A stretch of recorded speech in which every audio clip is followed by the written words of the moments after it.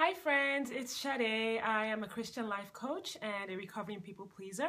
Welcome to my channel. In my last video, I had said that I was going to start listing in each video the traits of a people pleaser. You know, how do you know if you're a people pleaser? And I was going to start going through one at a time, just some of the behaviors that you would find in yourself if you're a people pleaser, or, you know, in someone else, someone you love who might be a people pleaser, or codependent is the term that would be used in psychiatric circles. I am not a psychiatrist, so I use the word people pleaser because that's a more general life coaching kind of term. And as I went through some of these characteristics and I began to list them, I realized, hey, wait a second, some of these things are really strengths. They're good things. You know, some of the things we do are actually good things, but we do them in the wrong way. Or in certain situations, we apply them to the wrong context, we apply them to the wrong people. Many times, we don't apply them enough to ourselves. And so I decided to just kind of step back a little bit from the negative traits of the people pleaser and just look at what are some of our strengths. Because it's one of the things that people pleasers do, actually one of our traits that I have here, number 7 on this list that I have here, is that we always want to do the right thing. And that's one thing with people pleasers. Like, we have a very strong sense of right and wrong.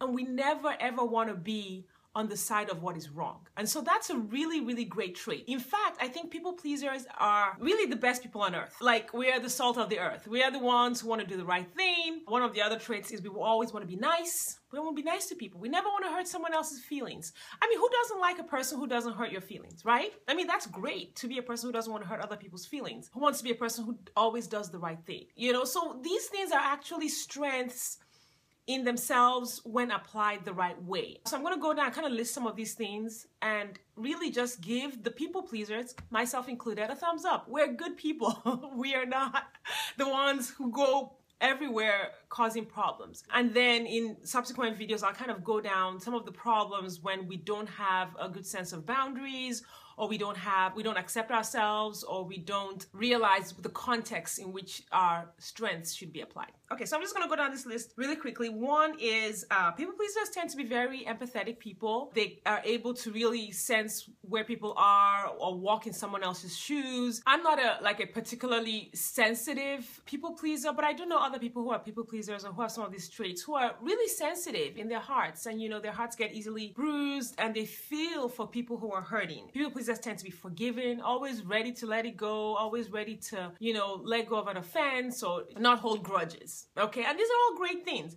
But for instance, when it comes to letting things go, many times a people pleaser will let things go even in a situation where a sin or a problem should be confronted, and that's a problem. And so if you go through life never confronting abuse or never confronting evil or lies or someone who is stealing your stuff, you can really lose a lot and put yourself in a really difficult situation as a people pleaser. And so that's kind of what I meant, is that we have a lot of good traits, but we apply them wrongly, you know, in the wrong context. Okay, so people pleasers are empathetic, sensitive, forgiving, have a strong sense of justice, and always want what is right to prevail. People pleasers tend to be loving and nurturing. They love to see other people grow, other people develop, other people become who they were meant to be. Problem here, people pleasers tend to forget that even though they should invest in the development of others, they should invest in their own development too. That you can't just be pouring out what you don't have on the inside. You need to build yourself up in order to be able to help build other people up. So people pleasers tend to just,